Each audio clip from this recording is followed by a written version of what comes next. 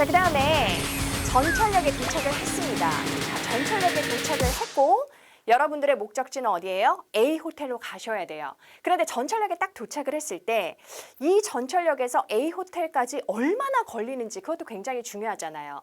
왜냐하면 그 거리에 따라서 여러분들이 걸어갈지 버스를 갈아타고 갈지 아니면 택시를 타고 갈지 결정을 하셔야 되니까 이 역에서 A 호텔까지 가깝나요? 이렇게 질문을 할 수가 있겠죠. 자, 이 문장 여러분들이 한번 읽어보실래요? 자, 읽어보세요. 네, 왜 제가 먼저 발음 안 했는지 아시겠나요? 혹시 이렇게 읽으셨어요? Is this station close to the A hotel? 이렇게 읽으셨나요? 네, 이렇게 읽으신 분들은 발음이 틀린 겁니다. 그럼 여기에서의 close라고 하는 단어는 close가 아니라 close라고 발음을 하셔야 돼요. 자, 우리가 그 문 닫으세요 라고 할 때는 close the door 이렇게 z 발음을 하죠. 동사일 경우에는. 그런데 어디에 가까운이라고 하는 형용사로 활용을 하실 때는 close가 아니라 따라하세요. close, close. 한 번 더 close라고 발음을 하셔야 합니다. 그래서 어디에 가깝다라고 하면 패턴이 정해져 있어요. be close to. 한 번 더 할게요. be close to. be close to 이렇게 쓰면 안 되고요. be close to. 한 번 더. be close to 이렇게 발음을 하셔야 되고요. 그 다음에 this station. 자, 이 표현도 한번 발음해 볼게요. 원래 같으면 여러분 this station 좀 불편하지 않아요? 자, 지금 this에서 s로 끝나고 그 다음에 station에서도 s로 시작을 해요. 그러면 발음, ss 발음이 딱 그렇게 부딪히죠. 자, 이렇게 똑같은 발음으로 끝나고 똑같은 발음으로 시작을 할 때는 두 번 발음하실 필요가 없고요. 자, this station 어려워요. 한 번만 발음해 볼게요. this station. 편하지 않아요? 한 번 더 해볼게요. this station. 한 번 더 할게요. this station. 자, 그러면 이제 틀리게 발음하셨던 분들 다시 한 번 읽어볼게요. 시작. Is this station close to the A hotel? 한 번 더. Is this station close to the A hotel? 네, 그렇게 발음하셔야 됩니다. 자, 그랬을 경우에 우리 이거 많이 쓰는 표현 아니에요? 여기서 걸어서 단지 5분밖에 안 걸려요. 이런 표현도 의외로 여러분들이 모르는 단어는 하나도 없는데 영어로 해보세요라고 하면 아, 이거 어떻게 해야 되지? 고민되는 표현이죠. 보세요. It's just a 5-minute walk from here. 네, 5-minute walk from here. 네, work, 일하는 게 아니라 walk, walk 이렇게 발음을 하셔야 되고 원래 5분이라고 하면 5 minutes 끝에 s가 있는 거 아니에요? 맞아요. 5분은 여러분 원래 5 minutes 끝에 s가 있어야 되는데 이런 식으로 표현되는 단어 표현 다음에 이렇게 walk 같은 명사가 있잖아요. 그러면 앞에 있는 s가 빠집니다. 왜 그래요? 그냥 문법이 그래요, 여러분.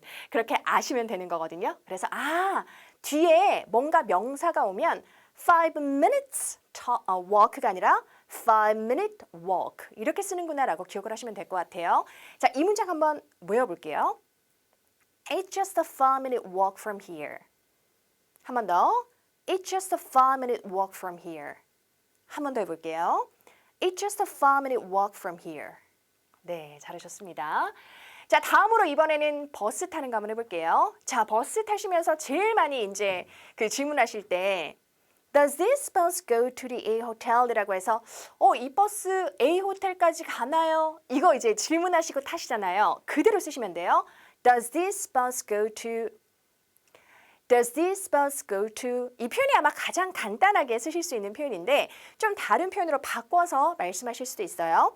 Is this the right bus to? 이렇게 쓰셔도 되겠죠? Is this the right bus to? 이렇게 쓰셔도 되고 혹시 A 호텔에서 정차하십니까? 라고 해서 Do you stop at? 이렇게 쓰셔도 돼요. Do you stop at the A hotel? 이렇게 쓰셔도 되는데 첫 번째 표현 가장 간단하게 쓸 수 있을 것 같아요. 첫 번째 문장 다시 한번 해볼게요. Does this bus go to the A hotel? 자, 패턴만. Does this bus go to? Does this bus go to? 네, 잘하셨고요. 자, 그 다음에 이제 버스를 탑승을 했어요. 자, 그런데 저도 보통 이렇게 버스 탑승했을 때 어디에 내려야 되지 모를 때 되게 많죠. 자, Can you tell me where to get off? 라고 해서 제가 어디에서 내리면 되는지 말씀해 줄 수 있어요? 이거 부탁 되게 많이 하지 않아요, 여러분? 네. 그대로 하시면 되는데요. Where 다음에 굳이 센턴스로 안 쓰고 where 그 다음에 to 부정사로 연결을 해서 where to get off 이렇게 쓰셔도 돼요. 자, 천천히 한번 따라해 볼게요. Can you tell me where to get off? Can you tell me where to get off? 한 번 더 할게요. Can you tell me where to get off? 네, 잘하셨고요. 자, 그 다음에 Can you tell me where to change buses? 자, 아까 제가 버스를 갈아타다라고 하는 표현 어떻게 쓴다 그랬죠? Change buses. 그렇죠. 단수 쓰면 안 되고 복수를 쓰셔야 돼요. 그러면 어디에서 제가 버스를 갈아타면 되나요? 해볼게요. 시작. Can you tell me where to change buses? Can you tell me where to change buses?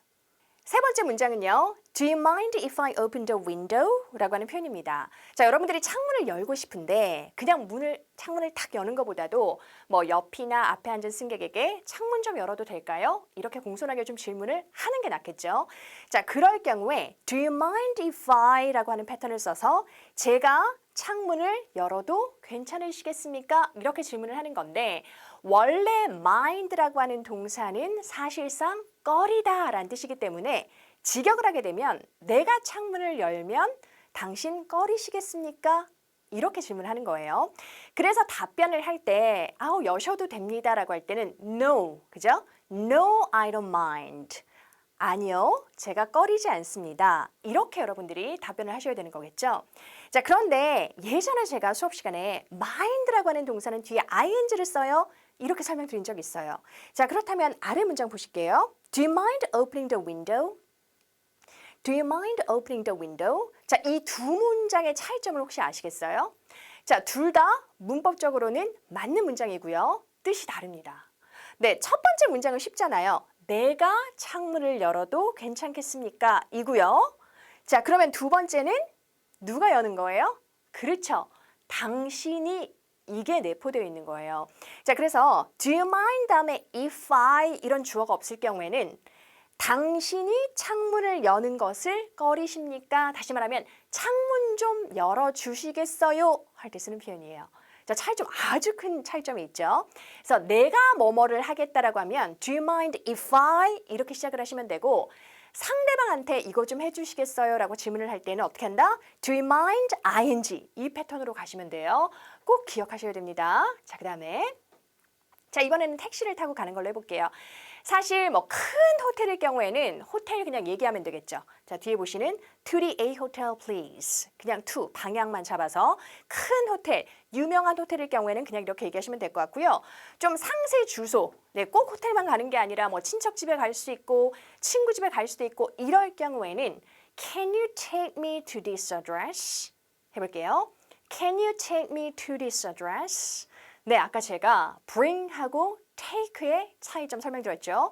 bring은 내 쪽, take는 나가는 쪽이죠. take me라고 하면 나를 어디로 가져가거나 데려가는 의미예요. 그래서 이 주소로 저를 데려가 주시겠습니까? 라는 뜻이 되는 겁니다. 자, 다시 한번 해볼게요. Can you take me to this address? 한 번 더. Can you take me to this address?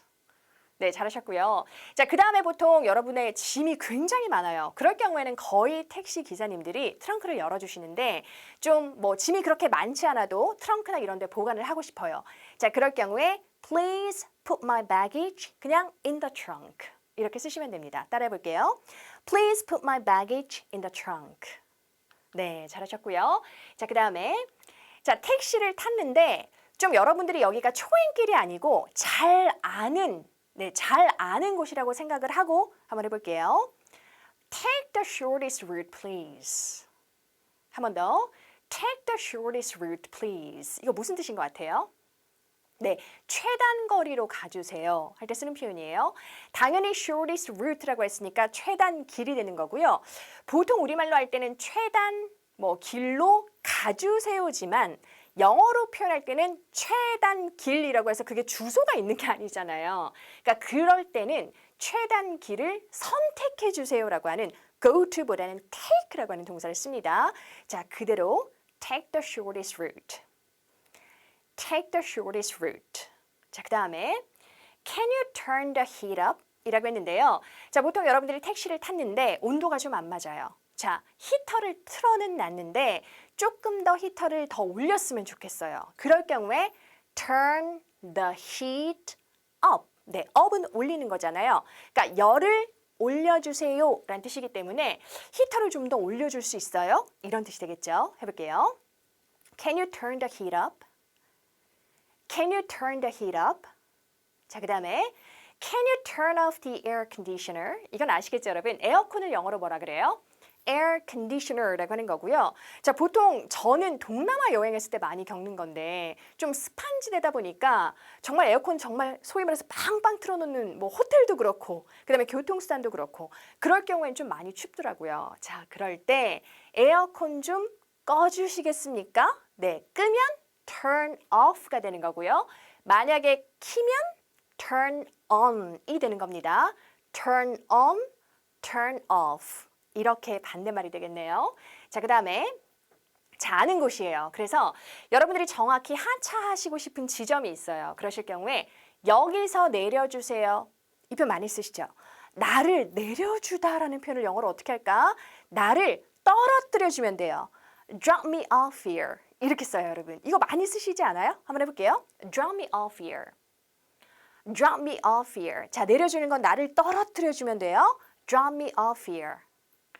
자, 그 다음에 당연히 여러분 우리나라에서는 택시가 신용카드가 되지만 이제 세계 각국을 돌다 보면 신용카드가 될 수도 있고 아닐 수도 있고 그럴 경우에 신용카드로 제가 결제를 해도 되겠습니까? 이렇게 질문을 할 수 있죠. 자, 여기에서는요. pay, 그 다음에 buy라고 하는 단어를 써요. 해볼게요. pay by credit card. pay by credit card. 보통은 현금으로 결제하다라고 할 때는요. pay in cash라고 하는 표현 많이 써요. 자, 해볼게요. pay in cash. pay in cash. pay by credit card. pay by credit card. 자, 그 다음에 please give me a receipt. 여러분 영수증 이 단어는 발음이 중요하죠. 가운데 있는 P 발음하시면 안 돼요. receipt가 아니라 receipt. 장음으로 receipt. 한 번 더. receipt. 그렇게 하시면 되고요. 자, 그 다음에 마지막 thank you라고 한 다음에 이제 결제를 하고 난 다음에 현금으로 결제를 했어요. 그럴 경우에 잔돈이 남을 수 있잖아요. 이럴 경우에는 보통 팁으로 드리고 오면 좋겠죠. 자, 잔돈 또는 거스름돈이라고 하는 단어는 명사 change를 쓰시면 됩니다. 따라할게요. Keep the change. Keep the change. 네, 이렇게 쓰시면 되겠습니다. 자, 오늘도 여러분 여러 가지 표현 배웠는데요. 복습 문장 5개 한번 살펴보도록 하겠습니다. 자, 첫 번째. 반대편으로 가셔야 합니다. 반대편 어떻게 했죠? To the, 그렇죠. other side라고 하는 표현도 있었고 반대편의라고 하는 단어가 뭐였죠? 그렇죠. opposite. opposite이라고 하는 단어를 써서 You have to go to the other side 라고 하셔도 되고 그 다음 You have to go to the opposite side. 이렇게 하실 수도 있습니다. 자, 그 다음에 두 번째 문장. X역에서 2호선으로 갈아타세요. 여러분 이거는 꼭 암기하시라고 제가 말씀드렸어요. 자, 갈아타는 거 환승하는 거니까 transfer. 그 다음에 뭐뭐로니까 당연히 to를 쓰죠. 그 다음에 2호선 어떻게 써요? 그렇죠. line number 2. 그 다음에 전철역 앞에 at 연결을 하면 transfer to line number 2 at. 패턴 여기까지 한 번 더. transfer to line number 2 at. 한 번 더 할게요. transfer to line number 2 at. 네, 잘하셨고요. 자, 세 번째. 새 정거장 후에 내리세요. 자, 내리다 get off. 그 다음에 새 정거장 후라고 했으니까 after 3 stops라고 하시면 되겠죠. 자, 연결해서 get off after 3 stops. 한 번 더. Get off after 3 stops. 자, 네 번째 문장. 이 역은 A 호텔과 가깝나요? 자, 가까운이라고 하는 형용사. 그렇죠. close. close. 그래서 be close to라고 하는 패턴 사용하시면 됩니다. Is this station close to the A hotel? 한 번 더. Is this station close to the A hotel? 자, 마지막이에요. 창문 좀 열어도 될까요? 이건 내가 연다는 거죠. 그럴 경우에는 Do you mind if I로 연결을 하면 되니까 Do you mind if I open the window? 라고 하시면 되겠습니다. 자, 오늘은 여기까지입니다. 정말 다양한 문장들 많으셨는데요. 기억하시고 연습하셔서 꼭 실생활에 활용하시기 바랍니다. 여러분 수고 많으셨어요.